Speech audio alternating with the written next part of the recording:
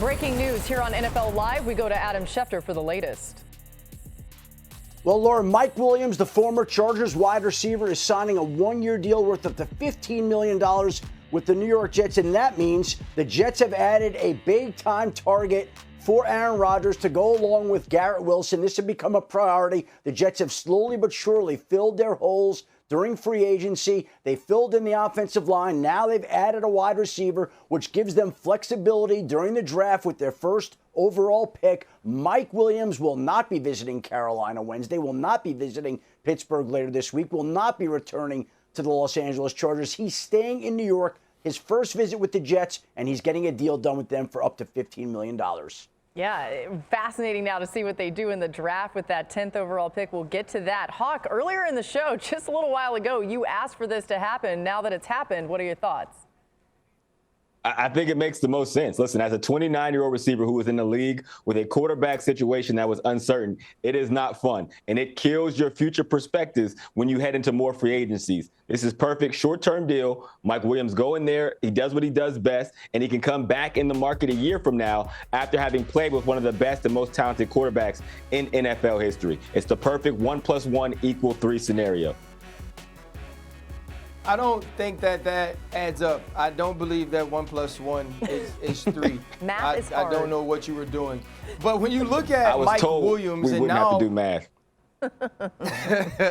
Mike Williams now becoming a New York Jet, to me, is more about the New York Jets than Mike Williams. It's more about not being able to double Garrett Wilson without there being some sort of consequence and repercussion. It's about not being able to stack 8 men in the box and not allow Breece Hall to get loose. I think this is huge for Aaron Rodgers and the New York Jets. You're trying to surround your aging quarterback that is ultimately talented with the best skill group possible, with the most protection possible. And I believe that the New York Jets are attempting to do that. And Mike Williams is a huge piece and a great get for Joe Douglas and his team. Adam, let's just remind everybody the moves that the Jets have made. They did a lot on the O-line, and now, of course, you see this addition in Mike Williams joining this offense.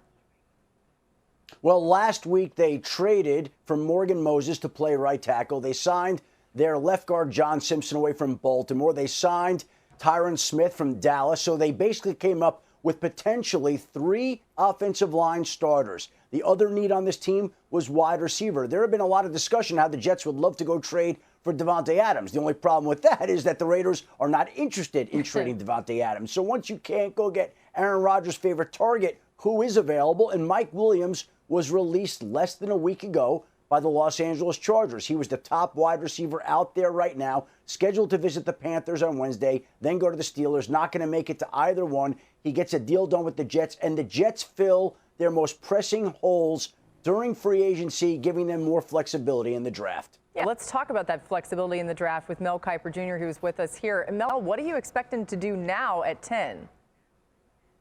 Adam just said it, exactly that you don't have to force anything. Brock Bowers is there. You got a great opportunity to bring in a guy who's not just a tight end. Don't label him that. He is a pass receiving weapon who you can move all over the place, put him in the backfield. He can do everything. Or you can go a guy like J.C. Latham, played right tackle at Alabama, says he can be a left tackle. He has a skill set to be a left tackle. You could go for a versatile kid like Troy Fautanu from Washington, played left tackle, has longer arms than Joe Alt, can play that spot or can kick inside like Zach Martin did coming out of Notre Dame as a left tackle turned guard. So they have opportunities to go for an offensive lineman or a guy like Brock Bowers at number 10 now. Yeah, RC, what do you think? Would you go Brock Bowers, get a really versatile pass catcher, or do you go O-line and get some depth with this O-line that they've got some big names, but those guys are a little bit older? Yeah, also, too, think about Tyron Smith. This guy hasn't been healthy for the Dallas Cowboys in the last few years. And so if you do have a tackle that falls to you, that you not only could be your tackle or left tackle and protector for the future, but for the right now, I believe that you have to take him. But when you look at Brock Bowers and what he was able to do at the University of Georgia, it was absolutely phenomenal. He's able to stretch the field, catch the ball in between the numbers. And so having a guy like that to add to what Aaron Rodgers already has on the outside would be huge. But it's exactly what Adam and Mel said. You don't have to reach. You don't have to go for a position of need. You can go for best player available. And that's a great position for the New York Jets to be in, and one they haven't been in for a while.